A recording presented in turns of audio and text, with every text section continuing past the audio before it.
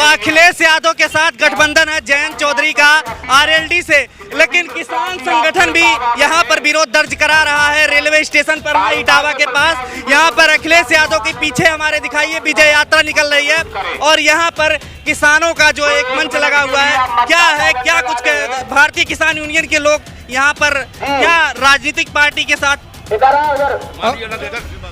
क्या लगता है आप लोग जो है किसान यूनियन भी इस राजनीतिक पार्टी के साथ दिख रहे हैं? राजनीतिक पार्टी के साथ नहीं, मेरा तो प्रचार प्रसार चल रहा है संयुक्त किसान मोर्चा के आह्वान पर। अब वो आ गए तो उनका ठीक है, वो राजनीतिक लोग हैं। हम तो अब घूम रहे हैं लगातार। मैं तो जनता को जागरूक कर रहा हूँ और जागरूक इसलिए कर रहा हूँ कि जो 1 मिनट के लिए देश का नागरिक है ना, वो मतदाता बनता है उस समय है ना, सही प्रयोग करके, सही बटन दबा के।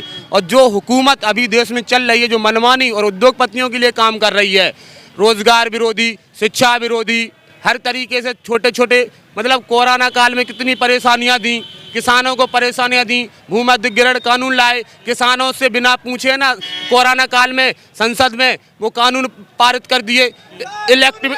इलेक्ट्रिसिटी अमेंडमेंट बिल ला रहे, सीड बिल ला रहे। तो मैं जनता को जागरूक ये कर रहा हूँ कि ऐसी सरकार को इस देश से उखाड़ फेंको जो व्यक्ति विशेष लोगों की सरकार बन के रह गई है।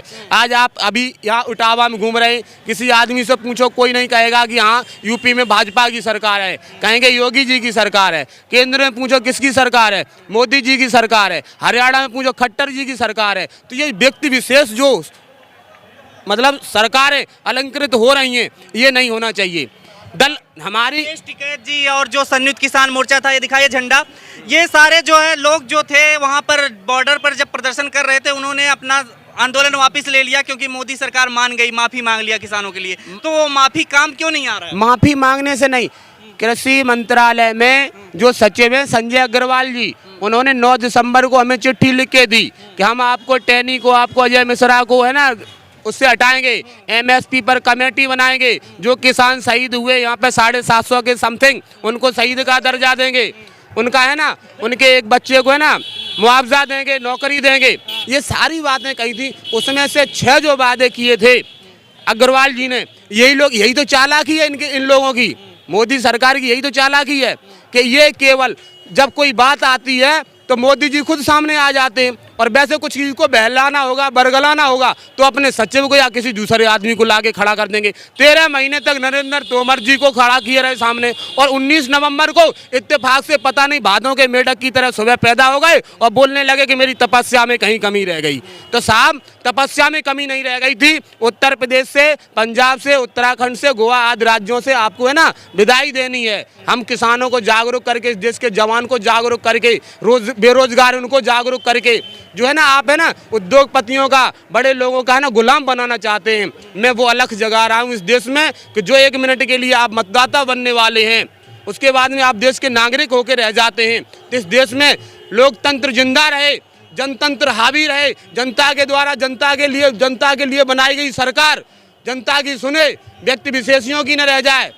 इसलिए हम लोग है ना जनता को जागरूक करते हुए अपना है ना ये कारवां लेके चल रहे हैं। तो देखिए यहाँ पर भारतीय किसान यूनियन का मंच लगा हुआ है। एक तरीके से यहाँ पर जगह जगह प्रचार चल रहा है। जिस तरीके से किसानों ने ठाना है कि बीजेपी को हराने के लिए वो प्रचार करेंगे जगह जगह। और उत्तर प्रदेश का इटावा है जहाँ पर मेरे पीछे स्टेशन है, और इधर अखिलेश यादव की विजय यात्रा निकलने वाली है।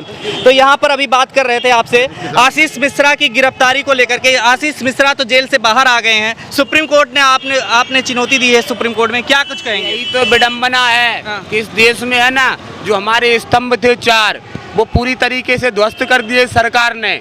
जो आदमी आप बताइए SIT की रिपोर्ट में 5000 पन्नों की रिपोर्ट में जज साहब ने उसको पढ़ा और सारी चीज़ें सबके सामने ओपन हो गई कि वो षड्यंत्र के तहत उन्होंने है ना योजनाबद्ध तरीके से किसानों के ऊपर गाड़ी अपनी चढ़ाई थी।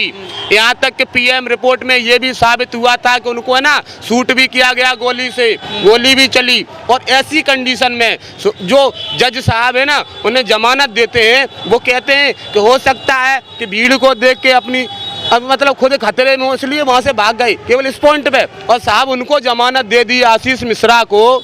तो 3 किसान काय के लिए अब तक जेल में कैद कर रखे, उनको भी जमानत देते। भाई अजय मिश्रा टैनी को ऐसे तो इनके कारनामों से कौन नहीं जानता है। हम तो ये कहेंगे मेरे भाई, इस देश में प्रधानमंत्री के बाद में कुछ होता है तो गृह राज्य मंत्री होता है, गृह मंत्री होता है, और हमारे दोनों के दोनों गृह राज्य मंत्री आपने ऐसे ही बना रखे। वो बड़े वाले गृह मंत्री अमित शाह जी जस्टिस लोया तक को साहब मरवा देते हैं, ये सबको पता है। सुनो, ये तो आरोप लगता रहता है। आरोप नहीं लगता रहता है साहब, तड़ीपार ऐसे ही नहीं कहा गया है। आप गुजरात में नहीं रहे हैं, ये आरोप नहीं है, ये भी आरोप है जो हम अपनी आंखों से देख रहे हैं श्रीमान, कि अजय मिश्रा टेनी ने षड्यंत्र के तहत कहा था मंच से खड़े होके 27 तारीख को जब ये हादसा किया उससे पहले कि हम अजय मिश्रा अकेले विधायक, सांसद और मंत्री नहीं हैं, इससे भी पहले हम कुछ रहे हैं। तो जो इससे पहले थे वो साहब उन्होंने, उनके बेटे ने वो कारवा करके दिखा दिया, किसानों को, निर्दोष किसानों को पीछे से शांतिपूर्वक जाते हुए किसानों के ऊपर अपनी गाड़ी चढ़ा गई। राकेश टिकैत ने ये नहीं बताया किस पार्टी को समर्थन कर रहे हैं। ना भाई, मैं तो ऐसा है जो जीत रहा हूँ, मेरा उद्देश्य केवल ये है, मेरी व्यक्ति दल विशेष से किसी से लड़ाई नहीं है।